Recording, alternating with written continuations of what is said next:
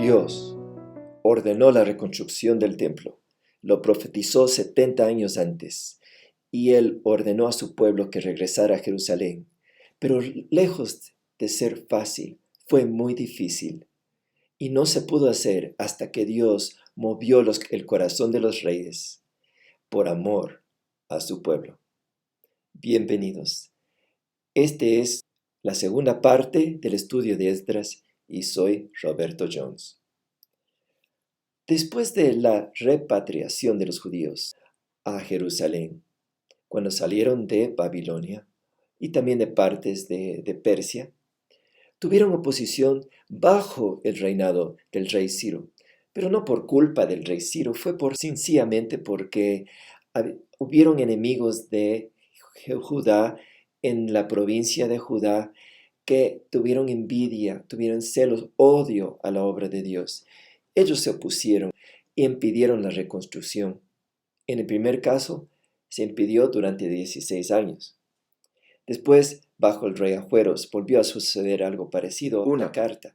Después, la tercera vez bajo el rey Artajerjes. Y la cuarta vez también bajo el rey Artajerjes. Esdras cambió el orden de estos eventos, los recombinó en el capítulo 4, para que se magnifique la opresión, el temor, el desánimo del pueblo, porque cualquiera estuviera desanimado. Y esto en contraste con la resolución de todos estos eventos al final del capítulo 6, cuando brota una gran alegría por la obra de Dios por fin alcanzada. Dios permitió la demora y el sufrimiento de sus hijos porque Él tenía una meta esencial. Y cuando hay una meta esencial, siempre hay obstáculo. Y la meta fue adoración a su nombre, el único que merece adoración. En su capítulo 4, Esdras les muestra a los hermanos apenas en el segundo año de reconstrucción, frenado por supuestos amigos, que en realidad no eran amigos sino enemigos, tanto de los judíos como de Dios, el Dios de los cielos. Estos hipócritas, al ser rehusados, escribieron al rey Ciro, y la respuesta llegó 16 años después. Fue una carta en el segundo año del rey Darío, dando permiso para la reconstrucción. Ni fue la última queja. Bajo el rey Ahasuerus, este es el mismo que fue casado con Esther, y también se le conoce como el rey Jerjes en algunas Biblias. Ahasuerus fue su apodo, y bajo Ahasuerus sucedió lo mismo. No se menciona ninguna carta de parte de Ahasuerus. Es muy probable que no la hubo. Aparentemente Dios tomó cartas en el asunto, ya que Ahasuerus fue asesinado por su guardaespaldas. Es temible caer en manos del Dios vivo. Es temible decirle no a Dios o ponerle un obstáculo a Dios. Y el quien pone un obstáculo a los judíos, pone un obstáculo a Dios, tanto en ese tiempo como hoy día. Y sencillamente Dios no iba a permitir que ningún rey Ciro, o ningún rey Darío, o ningún rey Ahasuerus ponga obstáculo a la reconstrucción del templo, por más que sea el reino más poderoso de todo el universo. Próximamente, el sacerdote Esdras, viendo su oportunidad, se acercó al palacio de Persépolis en Persia. Dijo: ajá, tenemos un nuevo rey, vamos a ver cómo me va con este. Y hizo una petición muy sabia a favor de Jerusalén y pidió al rey asistencia para seguir con la construcción. Y el rey accedió. Pero escuchen cómo contestó el rey Artajerjes, el nuevo rey: que todo lo que ordene el Dios del cielo para su templo se haga con prontitud. ¿Por qué exponernos a que el Señor se enoje contra el rey y contra sus hijos? Dice que se haga con prontitud y dice que quiere evitar el enojo de Dios. Esta respuesta es muy misteriosa. ¿Será que él vio algo en el palacio de su papá Ujú. ¿Dónde vio el enojo de Dios? Ujú. Porque su papá no actuó con prontitud. Ujú. Entonces, sí creo que Artajerjes fue testigo ocular del castigo de Dios contra su padre, y esto por haber obstaculizado la obra en Jerusalén. Vemos que el rey aprendió esta lección muy bien, ya que cuando Nehemías apareció ante el mismo rey Artajerjes 12 años después, otra vez el rey Artajerjes respondió de una manera rápida y dio los recursos necesarios para que continúe la obra. Como hemos dicho, Esdras cambia el orden de ciertos eventos. Para esto quiero que tengan su Biblia. Yo voy a usar la Biblia contemporánea, Reina Valera contemporánea, y les recomiendo una versión con la cual se sientan cómodos. Cuando Esdras habla de sus cambios de tiempo, cuando usa los cambios de tiempo, él es capaz de confundir lo que sucedió conmigo y estuve horas tratando de averiguar por qué es que el rey anterior asomaba después del rey posterior. ¿Sí me explico? Veamos dónde sucede esto. En detalle, la primera anacronía es cuando Esdras termina de relatar la carta del rey Artajerjes. Dice así la Biblia. Cuando la carta de Artajerjes fue leída, obligaron a los judíos a detener las obras. Capítulo 4, verso 23. Ahora veamos el capítulo 4, verso 24.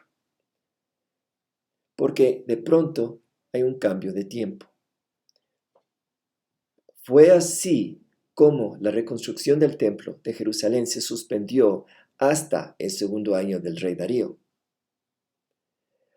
Aquí el rey Darío aparece después del rey Artajerjes. Eso es imposible, al menos que sea una anacronía. Y lo es.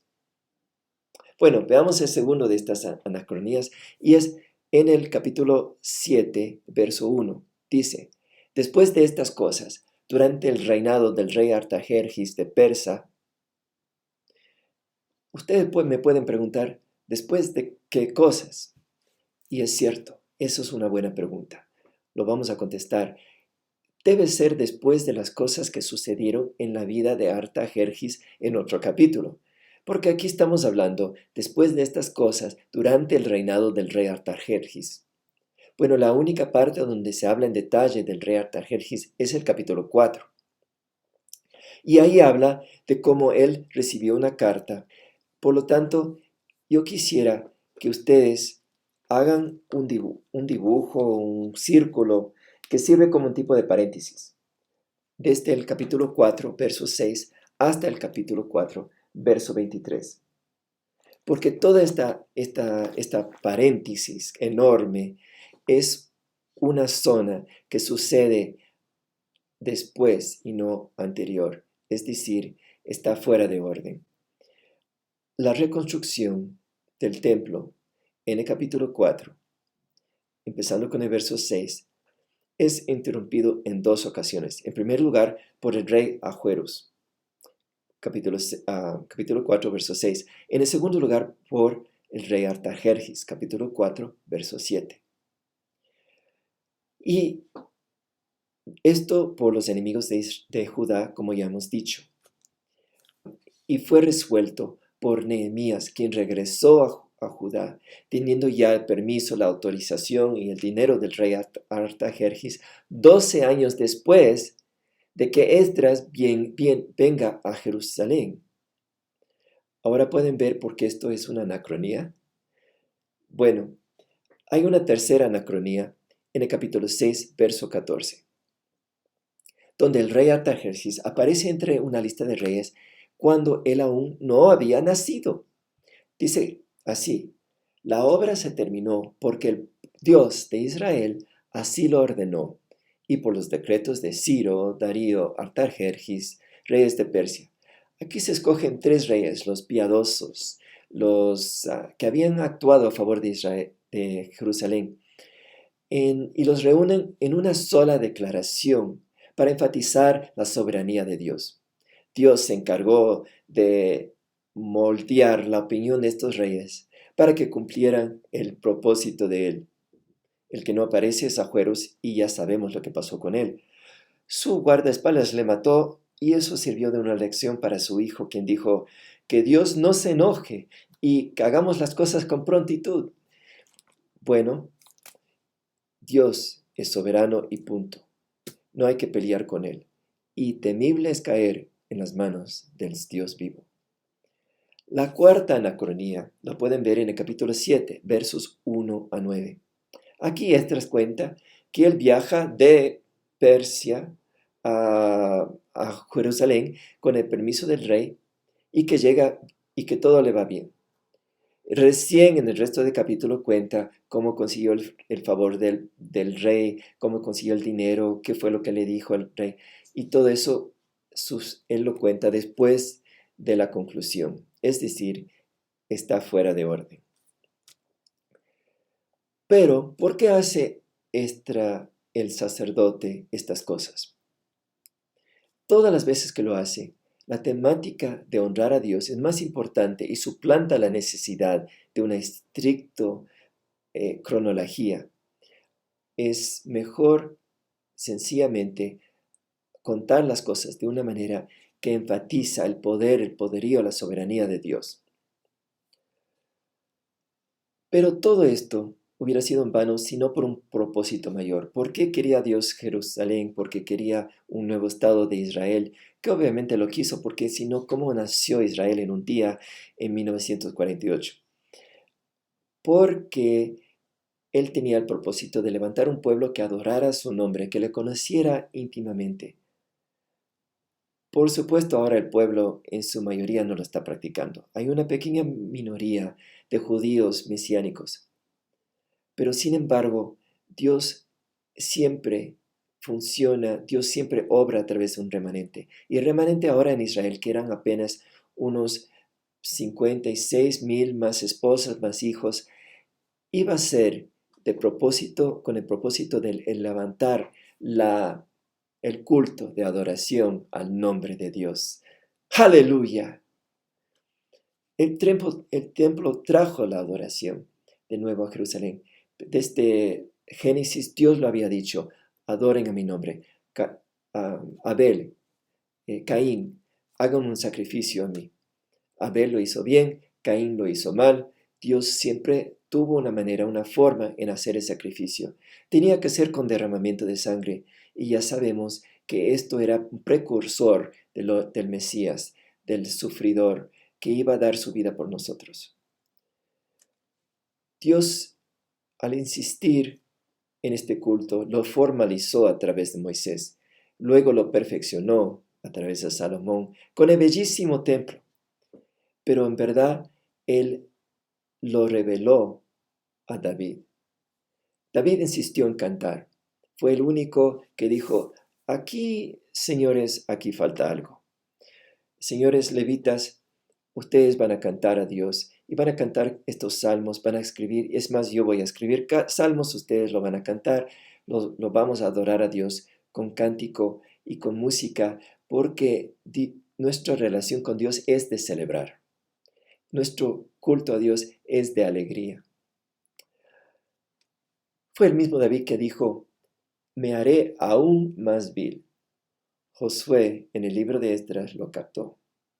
Dice el sacerdote Esdras en el capítulo 6, verso 22, con gran alegría celebraron durante 6 días la fiesta solemne de los panes sin levadura, porque el Señor les había llenado de alegría. 6 días celebraron.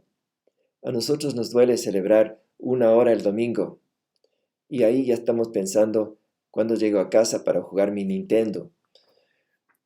Dios deseaba esta comunión tanto que 550 años antes reveló al rey David su secreto.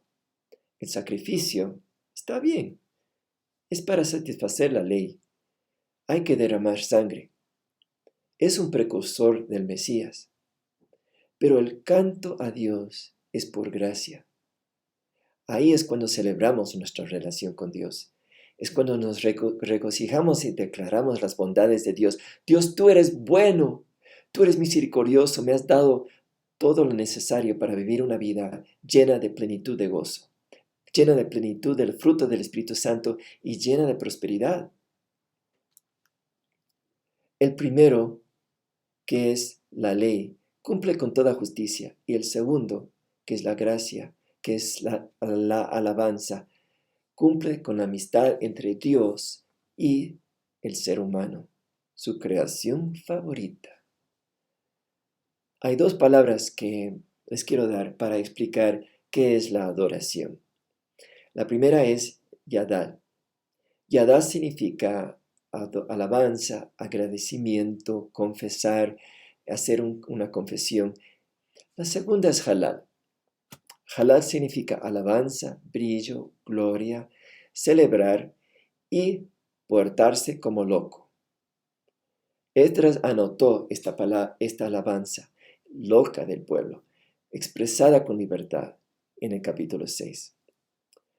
Fue hecha con los dos instrumentos predilectos del tiempo, esa trompeta de bronce y también esos platillos de bronce, y en la presencia de Dios en el templo, con alegría. Esto fue lo que Dios quería. La mayoría de los repatriados nunca habían visto a Jerusalén. Tengamos eso por cierto. Habían nacido en Babilonia, eran caldeos, o habían nacido en Persa.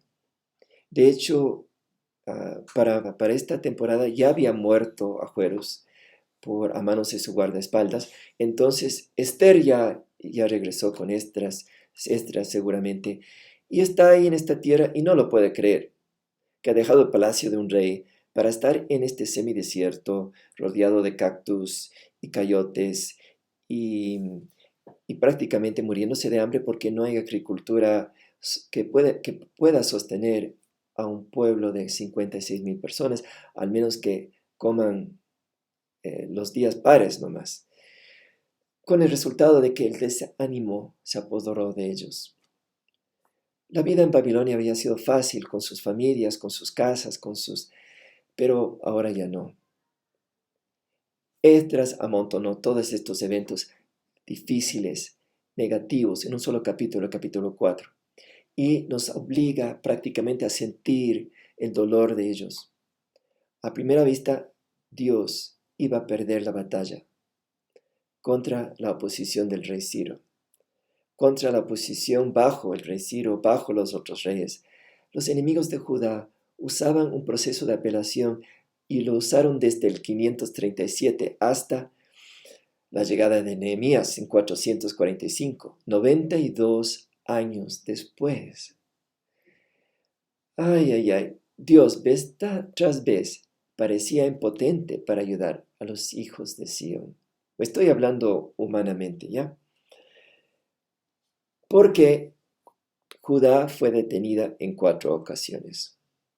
Ya hemos dicho, bajo Ciro, bajo Ahasuerus, bajo Artajerjes y otra vez bajo Artajerjes.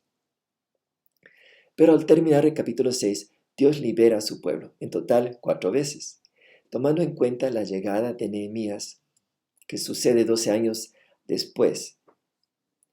Ahora, Nehemías lo deben leer junto con Esdras, de una sola, sin parar, o por lo menos sin dejar 6 meses entre los dos libros, porque Esdras menciona la obra de Nehemías en el capítulo 4, luego Nehemías viene 12 años después y cumple la obra, termina la obra que empezó Esdras, que empezó Ageo antes de Esdras.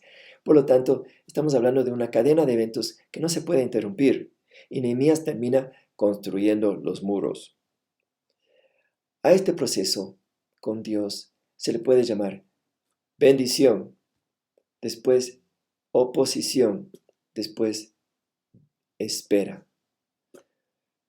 Y esto sucedió vez tras vez tras vez. Posiblemente ustedes se encuentran con una bendición y ahora no entienden por qué tienen oposición.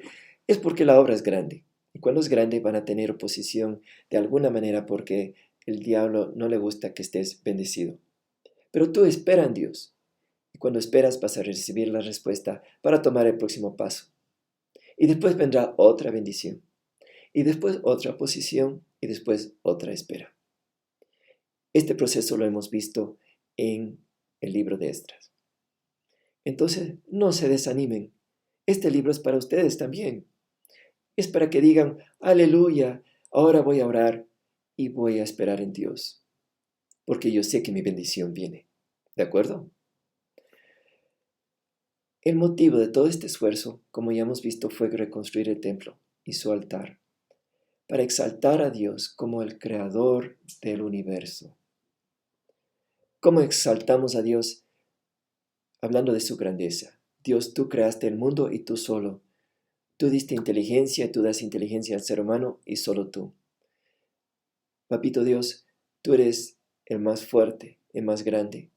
Tú eres el que da regalos a tus hijos y nosotros nos regocijamos en ti. En nuestro camino cristiano aprendemos que la vida no es más fácil por ser cristiano. No tenemos la vida más fácil que los demás. Es más, somos llamados a ser soldados, conscriptos, sin tregua ante el mal. Perseveramos hasta ganar, siendo inspirados por Dios para siempre hacer el bien. Y eso no es nada fácil. En verdad, la historia de Israel es la historia, todo lo que hemos visto en este libro, de un milagro y el milagro de la historia. Lo que dijo el gran historiador, el gran judío, el gran teólogo, Adolf Safir. Bueno, con esto les dejo para que estudien este libro a solas. Les pido que por favor que me dejen sus comentarios, sus preguntas y trataremos de resolver. Pero para mientras, espero preparar mi próxima lección para poder ayudarles. Bendiciones en el nombre de Jesucristo. Amén.